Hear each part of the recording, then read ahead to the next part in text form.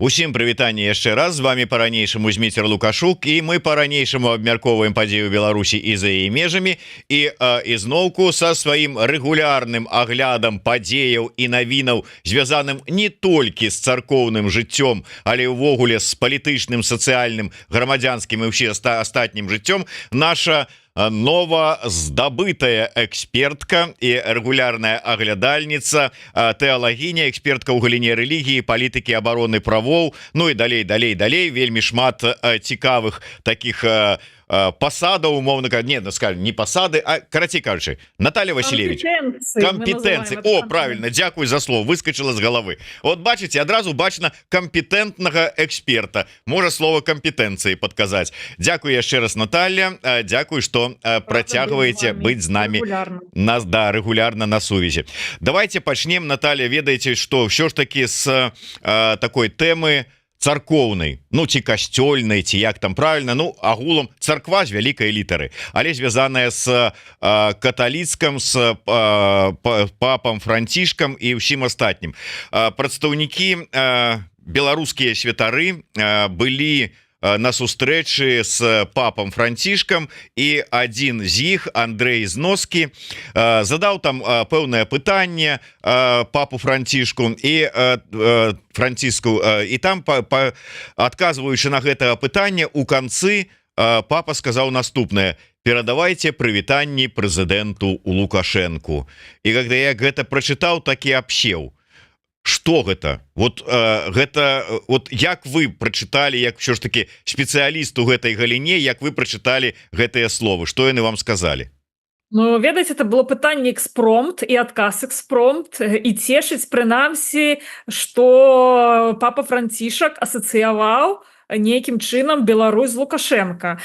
У тым плане, што навогуле памятае, што такое Беларусь, дзе яна знаходзіцца і якая галоўная праблема. Вось, все назваў у адным сказе усяго толькі. Так, ну, пытанне было важнае. Пытанне было ад новага біскупа, новапрызначаны біскуп. Дарэчы, гэта не проста такі біскуп, які б хацеў пачуць такі адказ. Гэта ўсё ж такі чалавек, які летась адседзеў суткі за распаўсюд экстрэмісцкіх матэрыялаў. І тым не менш, у Ватыкана атрымалася яго прызначыць новым біскупам у Беларусі. Ён важную роль выконваў, таму што ён рыхтаваў аналіз новага закона аб свабодзе рэлігіі. Вельмі крытычны аналіз ён падрыхтаваў, што там не так, што трэба змяняць, чаму гэты закон не адпавядае міжнародным нормам і увогуле паняццю свабоды рэлігіі. І мне здаецца, тады яго такі пакаралі тым, што вось адправілі на Акрэсціна, міліцкае Акрэсціна. Там у нас ва ўсіх гарадах ёсць свае такія Акрэсціны. Вот яго туды адправілі. І тым не менш, праз год гэты чалавек ужо стаў важнай асобай, новапрызначаным біскупам, і змог задаваць папу наўпростыя пытанні. І мне здаецца, што у гэтым ёсць свае пазітыўныя рысы, тым больш, што Зноска спытаў пра тое, як нам жыць беларусам паміж Расіяй і Украінай, так, у гэтай сітуацыі вайны. І тут прывітанне, на мой погляд, можна расчытваць як пагроза такая прагучала, што гэтую вайну трэба спыняць, і Лукашенко тут у гэтай вайне таксама адыгрывае пэўную ролю, не ведаю, негатыўную, пазітыўную, безумоўна негатыўную, але вось такі адказ быў. Гэта можна чытаць не ў тым, што вот там папа Францішак нешта там вот неяк так, ну я не ведаю, там нейкая прыемнасць сказаў Лукашенку, а наадварот, у сэнсе такім, што там, ну як это жартуюць, старэйшы брат сочыць за табой, глядзі, Лукашенко, там толькі рыпніся не туды, куды трэба. Так, ну у гэтым плане я, напрыклад, так і прачытала, ну, улічваючы вось гэты кантэкст, які я пісала, так, і што, у прынцыпе, тое, што папа запомніў галоўную праблему Беларусі, гэта гаворыць пра тое, што ўсё ж такі інфармацыя да яго даходзіць, ён больш-менш разумее, што шмат якія праблемы звязаны менавіта з Лукашэнкам у нашай краіне, што гэта значыць, што яго проста у ягоным парадку дня Беларусь все ж таки нейкім чынам прысутнічае, і гэта дае надзею на тое, што стасункі Беларусі і Ватыкана будуць развівацца далей. То бок вось гэта усе праблемы, якія беларускі рэжым ствараў і працягвае ствараць для рымска-каталіцкага касцёла ў Беларусі, безумоўна, ведаеце, як добра кажуць часта такое ёсць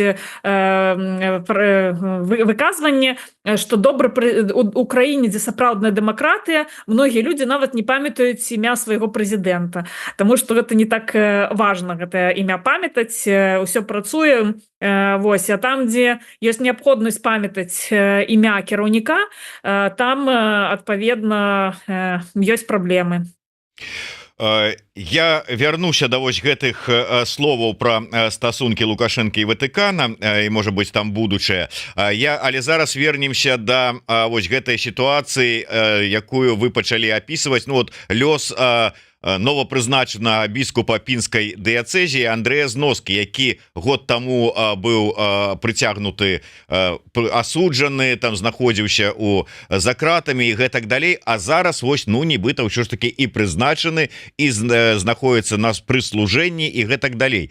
На гэтым фоне мы ведаем лёс, скажем, сітуацыя з іншымі святарамі, і адзін супраць якога канкрэтна крымінальная справа заведзеная, і другі, якому пагражаюць этой крымінальнай справай. То есть вот можна казаць, што гэта у выпадку з Андрэем Зноскам, ну как бы такі адзінкавы выпадак, які, ну так вот, можа быць, вырашылі там даць слабіну нейкую там рэжым, а у асноўным как бы ідзе ціск на ўсіх святароў. Ці гэта наадварот магчымасць і можа лепш лёс іншых палепшыць? Ну, мне здаецца, што гэта ўсё ж такі паказвае, што у пэўных межах ўсё ж такі Ватыкана атрымліваецца праводзіць нейкую самастойную палітыку ў дачыненні да беларускага касцёлу і вымагаць ад уладаў прызнання гэтаму новаму біскупу. Так, ну, улады звычайна яны вельмі хочуць умешвацца ў справы прызначэння кіраўнікоў царкоўных. Мы ведаем, што ў 2020 годзе у жніўні адразу пасля вось у гарячую фазу пратэстаў два кіраўнікі рэлігійных арганізацый самых буйных, это праваслаўнай царквы і каталіцкага касцёлу, мітрапаліт Менскі Павел Панамароў, а таксама мітрапаліт Тадеуш Кандрусевіч, яны былі адсунутыя ад кіравання сваімі рэлігійнымі арганізацыямі. Ось, і пад ціскам потым увогуле страцілі гэтую лідарскую пазіцыю кіраўнікоў гэтых рэлігійных арганізацый. Таму мы бачым, што ўлады ўсякім чынам спрабуюць прасейваць гэтае поле, неяк кіраваць гэтым полем, але не заўсёды у іх атрымліваецца. Я думаю, што ўлады не надта задаволеныя, што вот мы говорили про кампетэнцыю ў пачатку. Ну вот біскуп Андрэй Зноска гэта чалавек кампетэнтны, і ён валодае як бы матчасткай, так скажем, і я думаю, што гэта будзе не самы зручны кіраўнік для ўладаў. Я не думаю, што ён будзе ісці на нейкую адкрытую канфрантацыю, але мы бачым, што у ягоным сэрцы экстрэмізм, у сэрцы залатымі літарамі напісаны нейкія экстрэмісцкія лозунгі. Вось, і таму я думаю, што гэта паказвае, што ўсё ж такі рэжым Лукашенка не ўсяўладны, ён не можа просто цалкам спаралізаваць жыццё рэлігійных арганізацый. Ён, безумоўна, да гэтага імкнецца, але рэлігійных арганізацый ёсць вось гэтая трываласць нейкая свая ўнутраная, і думаю, у пэўных межах яны могуць супраціўляцца рэжыму. І я хочу сказаць, што ў параўнанні, напрыклад, з палітычнымі партыямі, з грамадскімі арганізацыямі, вельмі часта палітычная партыя, ну колькі это чалавек, 1000, 1500, 500 членаў, да, і там колькі актыўных. Все ж таки рэлігійная арганізацыя, тут толькі святароў будзе больш, чым такая буйная палітычная партыя. То есть гэта немагчыма просто рэпрэсіямі вось гэта ўсё пад поўны кантроль паставіць. Это сотні тысяч людзей у Беларусі, якія да гэтых арганізацый належаць. Все ж таки гэта вельмі вялікая такая маса людзей, і тут ва ўладаў не хопіць ресурсаў для того, каб гэта ўсё кантраляваць і забараніць як палітычнай партыі. Все ж таки рэлігійныя арганізацыі цалкам не змогуць. Я вярнуся да словаў пра тое, што стасункі Лукашенка і Ватыкана яны будуць працягвацца, можа не скончаныя. Што маецца ўсё ж таки на ўвазе? Я так чуў раней развагі пра тое, што Лукашенко хацеў бы, каб Ватыкан быў пасярэднікам пэўным пры яго там перамовах, там ці налажванні контактаў з Захадам, там ці там, скажем, паспрыяў перагортаванню старонкі, умоўна кажучы. Можа быть, на фоне апошніх падзеяў там Ватыкан можа стаць нейкім там пасярэднікам у пытанні вызвалення палітвязняў, ці як, вот што вам бачыцца увогуле, што вы укладалі ў гэтыя словы пра стасункі Лукашэнкі і Ватыкана? Я думаю, что и такие магчымасці ёсць для Ватыкана. Вось мы бачым, что недавно кардынал П'етра Паралін, кіраўнік дзяржавы Ватыкана, ён сакратар дзяржавы Ватыкана, ён дзяржаўны сакратар, звярнуўся і правёў відэаканферэнцыю з амбудсвумен па правах чалавека Расійскай Федэрацыі, спадарняй Маскальковай, і абмяркоўваў з ёй абмен, у тым ліку якім удзельнічалі каталіцкія святары, два грэка-каталіцкіх святара былі абмененыя, і Ватыкан вёў нейкую перамовы вось з гэтай спадарняй, якая таксама адыграла сваю ролю у тым, каб гэты абмен адбыўся, і вось гэтыя два святары вярнуліся дадому ва Ўкраіну. І безумоўна, Ватыкан вядзе такія перамовы. Гэта з гуманітарных мэтаў, нават з нейкіх палітычных мэтаў. Ватыкан з'яўляецца і бывае пасярэднікам, і ягоная роля, менавіта дзякуючы вось гэтаму развіццю ўсіх палітычных падзеяў, у тым ліку з-за вайны, ягоная роля ўзрасла, ягоны патэнцыял таксама ўзрос. Ягоная пасярэдніцкая дапамога стала запатрабаванай рознымі палітычнымі актарамі, і я думаю, што для Беларусі Ватыкан таксама можа адыграць пэўную ролю, у тым ліку для вызвалення палітычных зняволеных. Вось. Але калі ў Расіі нават ёсць каму пазваніць, да, можна пазваніць спадарні Маскальковай, якая з'яўляецца такой вітрынай, перамоўнай вітрынай, скажем так, расійскіх уладаў, то бачыце, вот Ольга Гарбунова у вас недавно была, она казала, что я написала ў Facebook Воскресенскому, а Воскресенскі ёй нічога не адказаў у Фейсбуку. Вось, таму Воскресенскі гэта не аналаг Маскальковай. Дарэчы, я могу сказаць, што я сама звярталася да спадарні Маскальковай аднойчы ў справе аднаго святара на акупаваных тэрыторыях Украіны, у Луганскай вобласці, у так званай ЛНР. Знаходзіўся святар, які быў арыштаваны, цяпер ён знаходзіцца за кратамі, архімандрыт Феогност Пушкоў. Вот, і мне адказ прыйшоў, афіцыйны адказ ад офіса амбудсмена. Вот я не думаю, што такі ж адказ мне прыйшоў бы ад офіса Юрія Воскресенскага. Там офіса такога няма, і амбудсмена таксама няма, але як там у іх это называецца, нешта там савет нейкіх координацыйных сіл там ці там нешта там такое. Але сапраўды, давай мы, можа быть, пра тое, якія магчымыя там каналы трошку пазней. Зараз вернемся да Ватыкана, і я так разумею, што калі размова і нейкае пасярэдніцтва ў пытаннях вызвалення палітвязняў і магчымае, то гэта перш за ўсё гуманітарнага трэка тычыцца.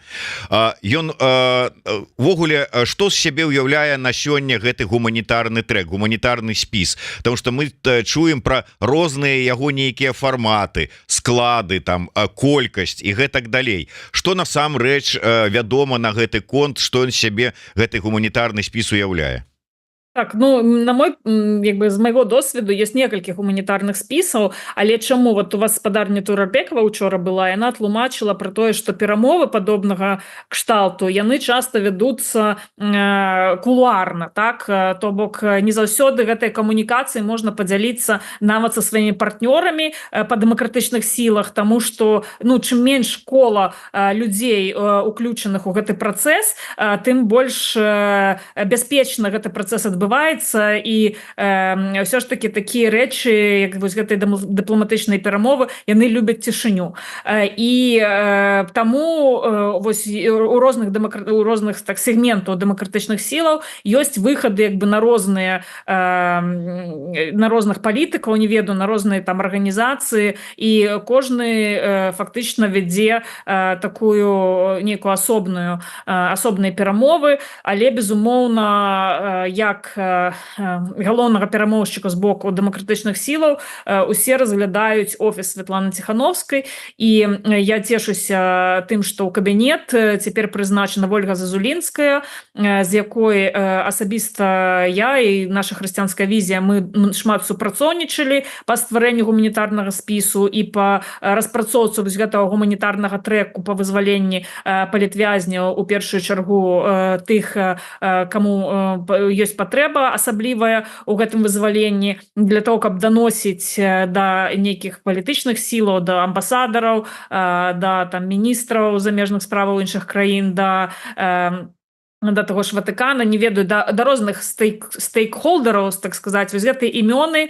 каб яны заўсёды былі дзесьці падрыхтаваныя, і у выпадку правядзення нейкіх перамоваў звяртацца за прыярытэтам для тых людзей, які могуць просто загінуць у турме. І вось таму я думаю, што гэты гуманітарны трэк, над ім дэмакратычныя сілы вядуць вялікую працу. Я хочу обрадовать Ольгу Горбунову, что новая ей наступница на посаде вось гэтага прадстаўніца по сацыяльнай палітыцы будзе якраз прадстаўніца ейнай мары. Вот як яна опісвала сваю мару про тое, якой павінна была быць прадстаўніца. Я спадзяюся, координацыйная рада зацвердзіць сёння кандыдатуру Ольгі Зазулінскай, і я думаю, что праца больш інтэнсіўна у справе вызвалення палітвязняў распачнецца вот просто з той самай секунды, калі яна будзе прызначана і будуць на гэта паўнамоцтвы. Вось, дарэчы, про Зазулінскую, і тут некалькі пытанняў у звяз з гэтым, паколькі ўсё ж таки вы знаёмыя асабіста і ведаеце яе бачанне сітуацыі. Мы, дарэчы, размаўлялі са спадарыняй Зазулінскай наконт таго, каб зладзіць эфір, каб яна выклала сваю пазіцыю, і яна паабяцала, як толькі і ў выпадку, калі яе кандыдатуру ухваліць координацыйная рада на вось гэтую пазіцыю прадстаўніка па сацыяльным пытанням аб'яднанага пераходнага кабінета, то яна адразу прыйдзе до нас у эфір, а пакуль што, ну, как бы пожадала не выказвацца, каб, можа быть, я не ведаю, як там лічыцца гэта, каб не ўплываць на магчымасць рашэння. Але я чуў... Да, я чуў такія выказванні, маўляў, што Зазулінская стаіць на пазіцыях, калі там Гарбунова казала і у нас в эфіры про тое, што трэба рабіць усё магчымае дзеля вызвалення, трэба ісці на любыя перамовы, трэба рабіць усё, што там заўгодна, абы людзі выходзілі, то, маўляў, Зазулінская такую пазіцыю не прымае, што яна не будзе ісці по гэтым шляху, і ну, на нейкія там перамовы, на нейкія там вызваленні, ну, цяжка будзе разлічваць. Вот вы ведаеце ейную пазіцыю, наколькі яна адпавядае такой характарыстыцы? Ну, я думаю, што якраз Ольга Зазулінская заўсёды себе пазіцыянавала як праваабаронцу, але не як палітыка. То бок палітычных перамоваў, таму яна сама, думаю, што весці не будзе, это не ейная задача. Яна якраз і заўсёды выступала пра тое, што пытанне палітвязняў у тым сэнсе, у якім яна ім займаецца, гэта вось выдзяленне гэтага гуманітарнага трэку дапамогі палітвязням, таму што прадстаўніца па сацыяльных пытаннях, па сацыяльнай палітыцы, она просто не можа прымаць палітычныя рашэнні, якія тычацца там будучага лёсу Беларусі. Вось яна займаецца менавіта вось гэтым сектарам, які звязаны з сацыяльнай дапамогай і паляпшэння вось гэтых уразлівых групаў, іх сітуацыі паляпшэння. Таму мне здаецца, што гэта нейкая блытаніна. Я не разумею, з якой прычыны ўвогуле ў публічнай прасторы узнікла гэтая блытаніна, таму што і часта і вельмі часта гэта гучыць менавіта як абвінавачанне, што вы нічога не хочаце рабіць, вы нічога не будзеце рабіць, вы нічога не зрабілі, у вас няма ніякіх вынікаў. Ну, як бы гэта, мне здаецца, такое аблуднае пачуццё віны, што мы там Лукашэнку не скінулі, мы там не спынілі выкарыстанне Беларусі для того, вот там этих тэрыторый Беларусі для напада на Украіну, мы там таго не зрабілі, сяго не зрабілі. Но я думаю, што варта все ж таки арыентавацца на рэчаіснасць, на канкрэтныя крокі і на канкрэтныя вынікі. Яны не заўсёды будуць сёння і адразу, і калі у нас сёння не атрымалася, гэта не значыць, што у нас не атрымаецца заўтра. Калі я думаю, што у пэўным сэнсе трэба гэтым просто перамовы трэба весці кампетэнтна. І зноў гэтае слово кампетэнцыя. Вось перамовы гэта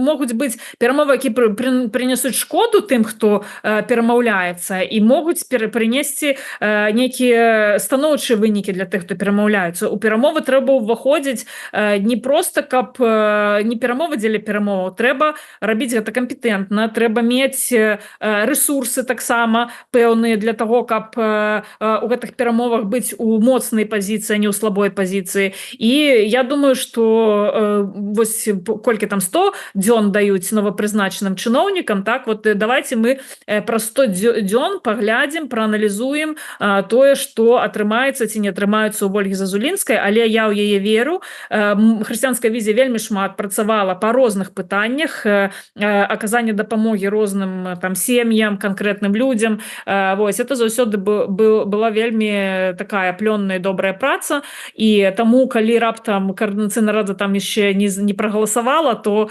галасуйце у падтрымку Ольгі Зазулінскай, і я спадзяюся, што гэта будзе добры вынік для ўсіх дэмакратычных сілаў, у першую чаргу па пытанні вызвалення палітычных зняволеных.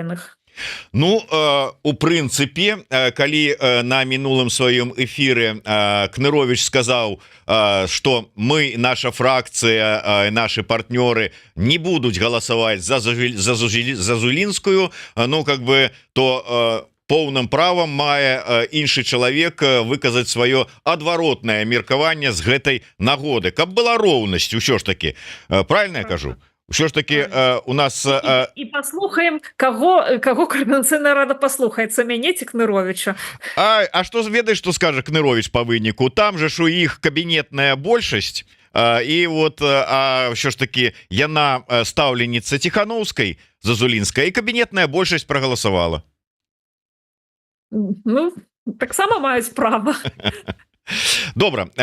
Паколькі у нас все ж таки зараз у эфіры экспертка ў галіне не толькі рэлігіі, але і палітыкі, то палітычнае пытанне у пэўным сэнсе, а можа быць гэта і нейкая з тэалогіяй звязана, з такой верай беларусаў у хорошых рускіх, у рускую апазіцыю, тое, што яны, можа быць, лепшыя і здольныя больш зрабіць, чым усе беларусы разам узятыя. Я пра выказванне Яшына, пра беларускіх палітвязняў, які прадэманстраваў сваю большую абазнанасць у працэсах вызвалення, чым усе беларускія дэмсілы разам узятыя, што мы думалі ж, як там, што там, чым кіруецца Лукашенко. Прыйшоў Яшын, усё патлумачыў, мяняюць на запчасткі для Белавія, і ўсё.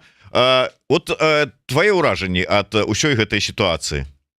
Так, ну я пагаджуся з Франакам Вечорка, які быў Вечоркам, які быў тут гадзіну таму, і які з аднаго боку сказаў, што Яшын просто расказвае тое, што дзесьці там пачуў, і ніякая гэта не абазнанасць, а просто вось такая тэорыя змовы чарговая, просто дзесьці прайшла такая інфармацыя. Мы ж ведаем, што сам Яшын, ён і сам расказваў пра гэта, ён пра сваё вызваленне і пра перамовы, якія вядуцца наконт яго асабіста, нічога не ведаў. І вось ён гэтым уже фактычна постфактум даведаўся даволі позна, таму я не ведаю, наколькі ён можа, ён быў аб'ектам перамоваў, а не суб'ектам перамоваў пра сваё вызваленне.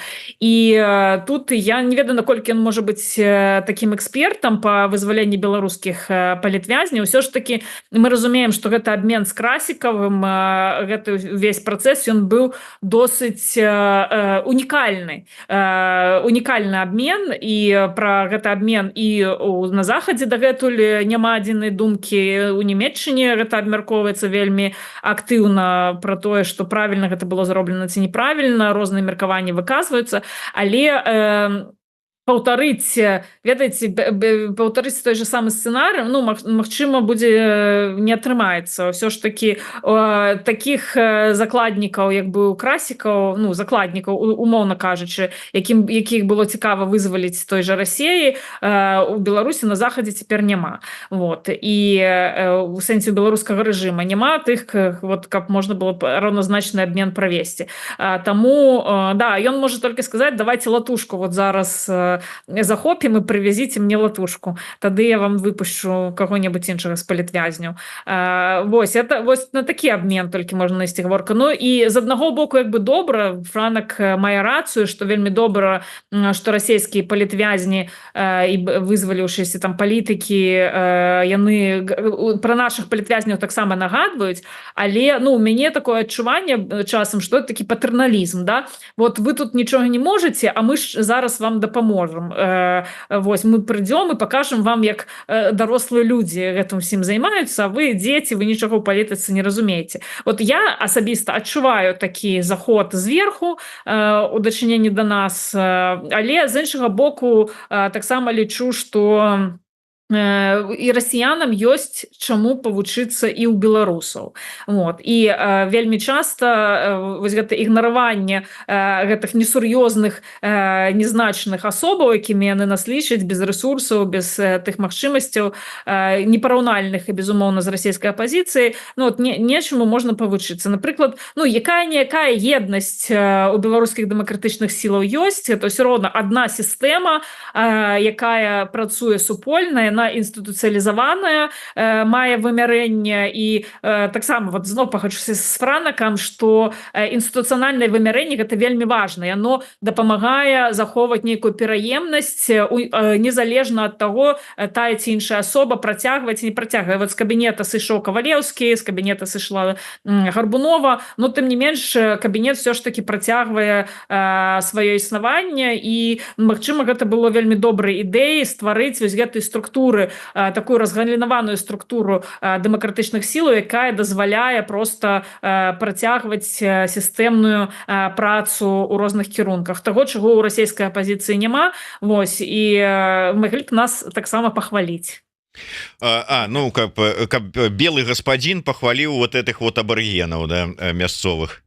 Да, в сэнсе не толькі спрабаваць нас чамусьці навучыць, но як бы нас бачыць, хотя, я забыла, нас же Кац хваліў, я забыла, канешне, мы ж былі любімчыкамі какого-то таксама, вот Турарбекова, дарэчы, спадарня, якая вас выступала пару дзён таму, яна сказала, што я гэта нават не глядзела, я, шчыра кажучы, таксама гэта ўсё не глядзела, вот, іх ці хваляць: беражы нас, і гнеў і любоў нашых старэйшых братоў.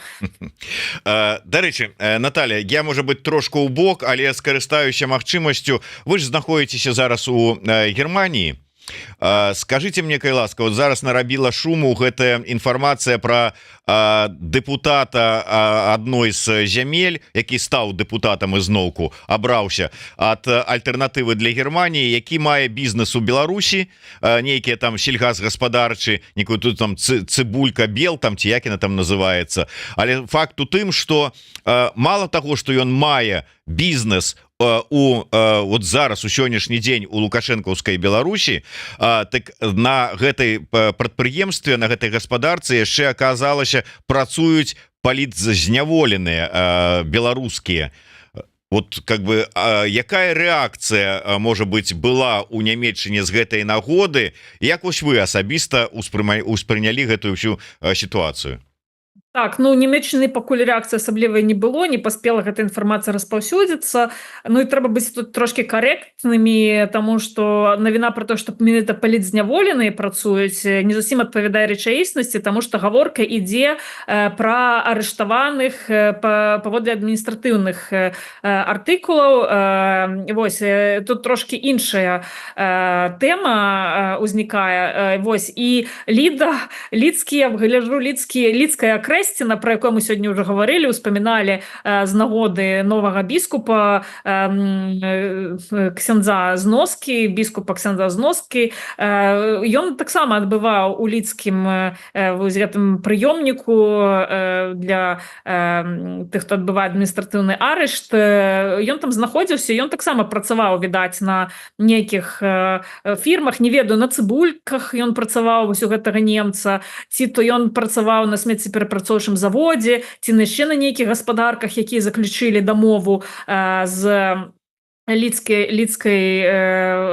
гэтай установай для адміністратыўна затрыманых і арыштаваных.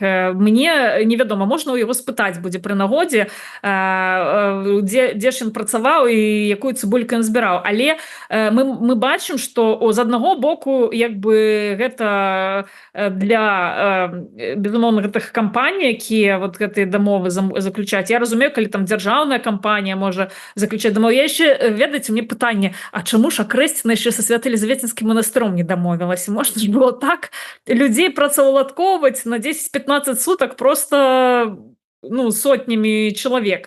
А што, хорошая ідэя, бярыце на заўвагу. Але тут ёсць як бы негатыўны момант, тое, што людзей прымушаюць як бы бясплатна працаваць, людзей, якія не вінаватыя ні ў чым, людзей, якіх і так пераследуюць па палітычных матывах, які ўвогуле не павінны нідзе ніякія арышты адбываць. Вось, і тут іх прымушаюць як бы фактычна за нейкія капейчыны працаваць, і такім чынам злоўжыванне адбываецца, да, калі прыватная кампанія просто выкарыстоўвае такі бясплатны амаль што бясплатную працу. З іншага боку, калі мы паслухаем людзей, якія знаходзяцца ва ўмовах арышту, пра то, якія нелюдскія умовы, там, як там цяжка знаходзіцца просто ў гэтым памяшканні, як там перапоўненыя камеры, і многія арыштаваныя нашы людзі, скажем так, яны заўсёды зайздросцяць тым людзям з такога нізкага сацыяльнага статуса, бамжам, тых, хто там бяздомным, да, ці там людзям з залежнасцямі, якіх хоць выпускаюць працаваць на вуліцу падчас адбыцця пакарання. Вось, і я думаю, што можа гэта ў нейкім сэнсе больш гуманна і гуманістычна, чым сапраўды людзей трымаць па 15 сутак, тым больш, што там гаворка ішла пра тое, што ідзе кампенсацыя за знаходжанне ў гэтых установах, і таксама там па 5 еўра на дзень якія-нейкія грошы людзям плацілі за удзел. Я не ведаю, наколькі гэта прымусова, наколькі гэта даецца магчымасць.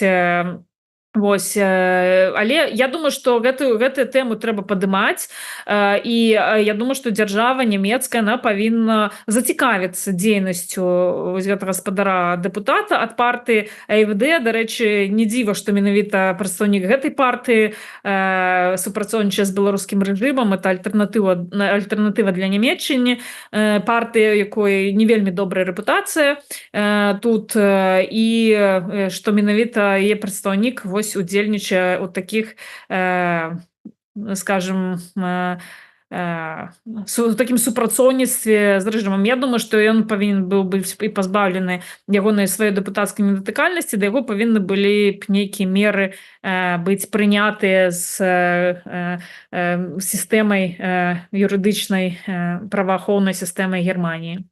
Ну я думаю, что мы паглядзім. Справа-то ў тым, что інфармацыя про тое, что ён мае бізнес у лукашэнкаўскай Беларусі, не перашкодзіла яму атрымаць, умоўна кажучы, дэпутацкі мандат.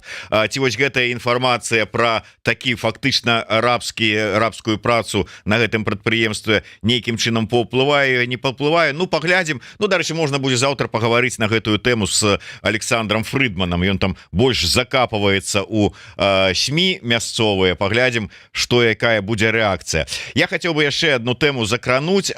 Калі мы з Натальяй абмяркоўвалі, так складалі план і тэмы, якія можна закрануць, яна прапанавала пагаварыць пра тое, што ў Беларусі закрываюцца і прымушаюць праходзіць перарэгістрацыю, а это фактычна закрываюць дамы састарэлых. І я думаю, ну прычым тут вот яна да гэтай тэмы дамоў састарэлых. А оказывается, тут-то собака Свято-Елисеевскага монастыра закапаная. Якім чынам, калі ласка, патлумачце нам? Ну, ведаеце, цікава, што там розныя арганізацыі просто трасуць за кожную там капейчыну, за кожную подпіс, за кожную там правілы бяспекі, тэхніку бяспекі і гэтак далей. А Свято-Елизаветинскі манастыр, у яго як бы такі карт-бланш рабіць усё, што іншым забаронена. Вось. І цяпер з'явілася інфармацыя, што Свято-Елизаветинскі манастыр якраз збіраецца адкрыць у сябе такі дом для састарэлых, там, дзе састарэлыя змогуць жыць і атрымліваць нейкі догляд. Вось, што, в прынцыпе, такі дом яны збіраюцца адкрыць. Але я вам хочу нагадаць, што тут шмат розных злоўжыванняў можа быць у дзейнасці такіх дамоў. Я не ведаю, на якіх умовах людзі туды будуць прымаць. Таму што з аднаго боку гэта выглядае як бы добра, так? Рэлігійная арганізацыя хоча нейкі свой ресурс патраціць на дапамогу людзям, у якіх ёсць патрэба ў такой дапамозе. І тым не менш мы ведаем все, што мы ведаем пра сацыяльную дзейнасць Свято-Елизаветинскага манастыра. Гэта тое, што яны нават сваіх монахінь хворых састарэлых не заўсёды могуць даглядаць, што вельмі часта, вот у нас недавно быў артыкул на нашым сайце, напісала жанчына, якая раней працавала ў Свято-Елизаветинскім манастыры, і пра сваю сяброўку, якая захварэла на ракавае захворванне падчас працы ў манастыры, і ніякай дапамогі яна ад манастыра не атрымала. І калі спрабавалі знайсці просто кагосьці, хто мог бы пра яе паклапаціцца, то на вось гэтых кропачках манастыра ў горадзе сказалі, што дапамога там каштуе пэўную суму, і гэта дапамога складаецца з таго, што вас памажуць масліцам і пачытаюць акафіст. Вось, таму как бы кампетэнтных людзей там няма для того, каб займацца такой дзейнасцю. Але застаецца пытанне, чаму цяпер іншыя прыватныя установы такого кшталту збіраюцца закрываць, вот, а Свято-Елизаветинскі манастыр збіраецца адкрываць. Нейкая тэорыя змовы тут гатовая знаходзіцца у мяне. Ну, магчыма, гэтыя два працэсы звязаныя. Вот. І я думаю, што асабліва гэта актуальна цяпер у Беларусі, таму што вельмі шмат маладых людзей з'ехала, вельмі шмат у каго не могуць вярнуцца ў краіну з-за пераследу, з-за рызыкі пераследу, з-за вялікіх рызыкаў. Бацькі застаюцца у Беларусі, іх здароўе, іх стан пагаршаецца, ну як бы час ідзе, людзі стареюць, Вот і безумоўна вельмі важная цяпер вось гэтая магчымасць догляду за састарэлымі людзьмі, яна вельмі важная, і я думаю, что ну як бы гэты працэс павінен, ну хай цяпер Ольга Зазулінская, яка у нас па сацыяльнай палітыцы, разбіраецца, як мы зможам дапамагаць людзям састарэлага ўзросту, якія могуць быць механізмы для гэтага. Вось, я думаю, что гэта важное пытанне, і гэтае пытанне, но якраз і паказвае, дэманструе нам, что ну, якія прыярытэты у дзяржавы, у той ці іншай дзяржавы, у таго ці іншага грамадства. Вось, і калі гэта прыярытэт жыццё чалавека, годнае жыццё такое у сталым узросце, то гэта адна справа. Вот. Але мы бачым, што Беларусь сучасная пад кіраўніцтвам Александра Лукашенко, яна не... Людзі не павінны тут быць хворымі, не павінны быць старымі, яны павінны быць маладымі і працаваць на прадпрыемстве «Цыбулька» за 5 еўра на дзень. Наталья, на завершение я хотел бы вот такую одну тему закрануть, философскую, может быть. По-перше, дарэчы, я хотел бы усім нагадать, кто цікавіцца вот что піша і якія выкладае думкі, матэрыялы, звесткі, інфармацыю Наталья у той час, пакуль яна не прыходзіць до нас на эфир, я раю подписаться на 2 телеграм-канала. Першая гэта безумоўна хрысціянская візія, і другі канал вось асабіста Натальи называется Наталья с 2 Л у лапках, і там можна паглядзець. Так вось, Наталья, вы выклалі у сябе вот у телеграм-канале фото Зянковіча, які ён быў да затрымання і які ён быў зараз у прапагандысцкім фільме, дзе ён там каяўся і прасіў прабачэння ў Лукашэнкі і расказваў пра сваю просьбу пра памілаванне. І гэта 2 абсалютна розных чалавека. Тое, як ён выглядае зараз, гэта жах. Ведаеце, тое, што адбываецца ў Беларусі, тое, што дзе робіць рэжым з палітвязнямі, гэта ўсё суцэльны жах. Але для кожнага чалавека, ну, нейкая асобная навіна становится там триггером, калі вот думаешь, калі уже хочется просто говорить матом. Для мяне асабіста стала навіной тое, что памёр Віктор Мао Жаркевич, вядомы беларускі панк, які вот можна сказаць быў стаяў ля вытокаў панк-руху ў Беларусі, які быў моцна збіты ў 22-м годзе гэтымі пачварамі з губазіка, якога прымусілі цягнуць у руках дзверку ад лядоўні, на якой там былі нейкая, як яны палічылі, пратэсная сімволіка, весці у пастарунак, у катоўню міліцэйскую гэтую, і па выніку пасля сутак праведзеных за кратамі у яго вельмі пагоршыўся стан здароўя, і зараз сэрца не вытрымала. Я разумею, что вот можа быть гэта пытанне больш было б да святара, там вот что адбываецца зараз с грамадствам, с людзьмі, адвярнуліся ад Бога, антыхрыст там ці яшчэ што-небудзь. Ну вот вы не святар. Но вот ваше меркаванне, як с аднаго боку ўсё ж таки тэалагіні, з другого боку чалавека, просто чалавека, з другого боку вот можа эксперткі по пытаннях палітыкі, права і ўсяго астатняго. Вот як вам успрымаецца тое, што адбываецца зараз у грамадстве беларускім? Ну, гэта безумоўна жах, і гэта такое азвярэнне просто з боку сілавікоў, якое цягнецца, якое часам нават цяжка паверыць, што ведаць, якраз калі быў пратэст медыцынскіх работнікаў, так, у там 13-12 жніўня, калі людзі ў белых халатах выходзілі на праспект Дзяржынскага, каля медыцынскага універсітэта, стаялі ў такім ланцугу салідарнасці. Я тады глядзела стрым, вось, і уважліва слухала, што говоряць лекары, калі у іх пыталіся, чаму вы выйшлі. Яны кажуць, мы, калі пабачылі, як збілі людзей, якія выходзілі на пратэсты, як мэтанакіравана і па-зверску, па-нелюдску вось гэтых людзей, з якімі яны радамі, з якімі яны пашкоджаннямі, і ў якіх колькасцях патрапляюць датрапляли до нас, и мы просто вот одна лекарка, она сказала, я не могла поверыць про тое, что адны беларусы могуць рабіць такое з другими беларусамі.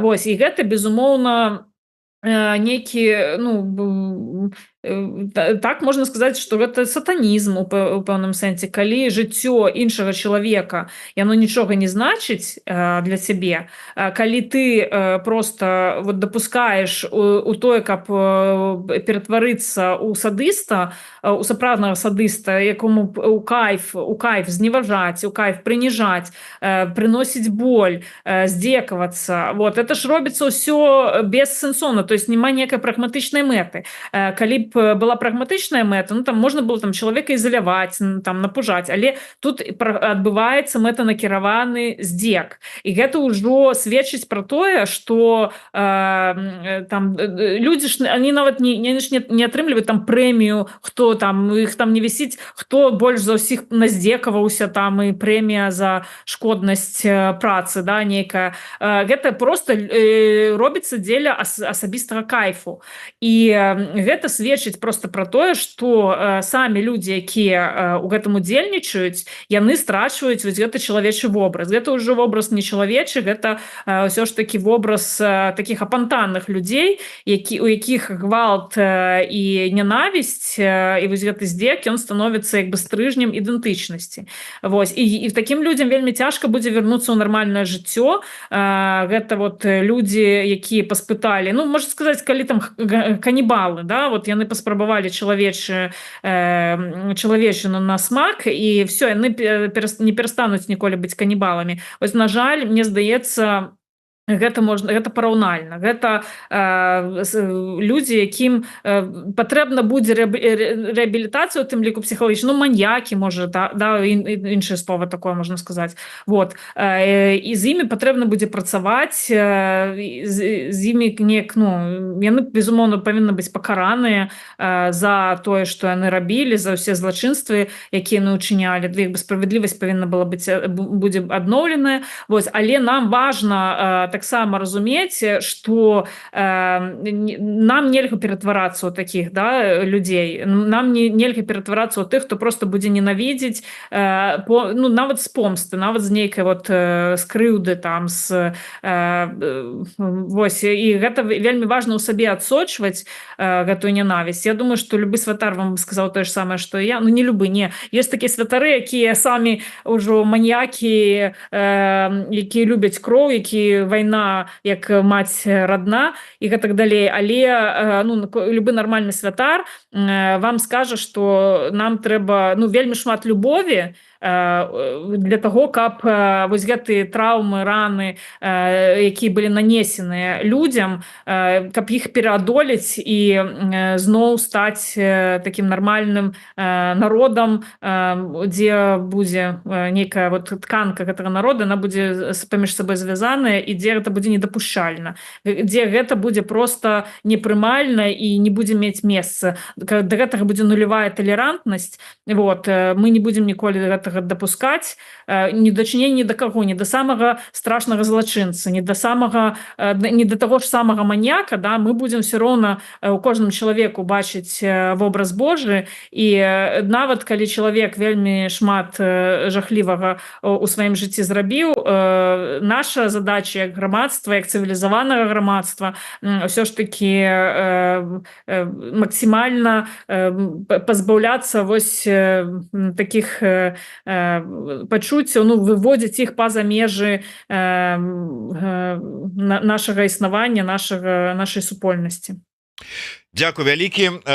Вот троху і такога філасофскага развагі, можа быць, дзесьці нават такога такой, я не ведаю, такой псіхалагічнай разгрузкі зараз атрымалі ад спадарыні Наталі. Дзякуй вялікі, сустрэнемся праз 2 тыдні, так што чакайте, подписывайтесь, я еще раз раю, на телеграм-канал Натальи Василевич, Наталья с 2 Л, и на телеграм-канал «Христианская визия не войне». Так что, коли ласка, будете у курсе. Ну и не забывайте подписываться на YouTube-канал Еврорадио. Расширяйте, ставьте свои подобайки. Ну и далее по тексте. Сами ведаете, дорослые люди. До встречи. Живи Беларусь. Живи.